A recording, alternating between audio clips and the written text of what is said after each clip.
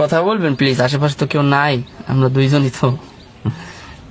প্রায় প্রায় তো আমার গাড়িতে যান আসে, এই জন্য বললাম আর কি। বাড়িটা কোন জায়গা দিয়া? খেজুরতলা কোন জায়গায়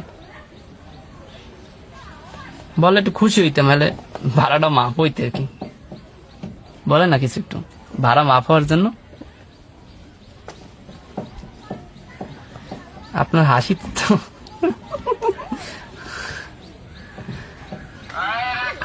আপনি কি সরল সহজ মানুষ নাকি? নাহলে তো এতক্ষণে রাগ হওয়ার কথা নাকি? আমার ভালো লাগছে।